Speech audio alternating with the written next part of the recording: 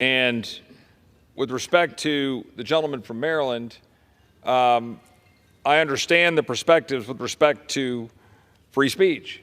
And I certainly wish to always stand aside the protection of free speech in this country.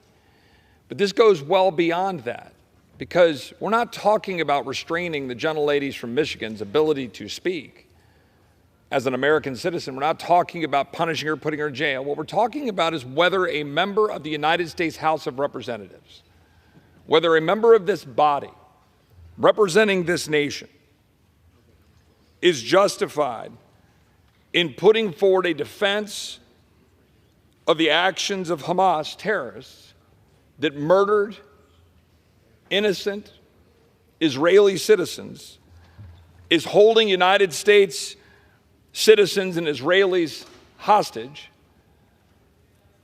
and in her own language was defending on October 8th, a mere 24 hours into the brutal and barbaric attacks in which babies were beheaded, babies were placed into ovens, literally. Moms were raped in a house while their babies were put in an oven. A documented account, video evidence. And this is dismissed as resistance to an apartheid state. My problem is that the gentlelady is also referring to, quote, Joe Biden supporting the genocide of the Palestinian people. The gentlelady has put forward that by virtue of the United States of America funding in solidarity the people of Israel in defense of their right to exist, that by virtue of our position as Americans, standing in front of that flag in this chamber representing 330 million Americans, that by funding and supporting Israel, we are somehow perpetuating the call for violence that we saw unfold right before our eyes on October 7th in the most brutal and heinous acts that some of us have ever seen. I do not doubt the gentlelady's sincerity of her concern for her home people and concerns about the attacks on the people of Gaza.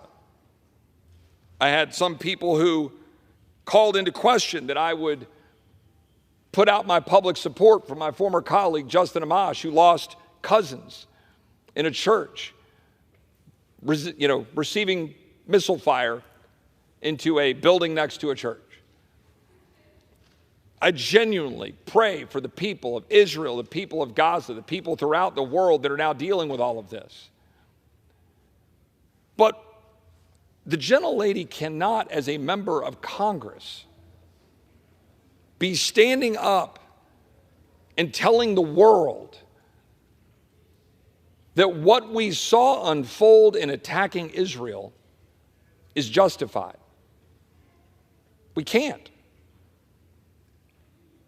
Free speech matters. I have grave concern right now about where this institution is going with respect to censures.